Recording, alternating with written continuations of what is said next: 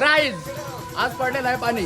तर आता आपण जाऊ मुठ्यांना बेलकरांना वल्गन मारायला तर जायला लागेलच. काय जायचं का रे?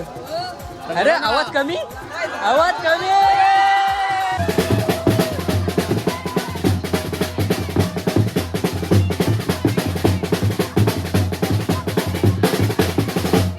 एकदा एक कलवाचा एक पॅटर्न बनवलेला आमच्या पंकज डॉनने. त्याचा तो कलवा बोलते काय ते सांगाल तुम्हाला. कलवा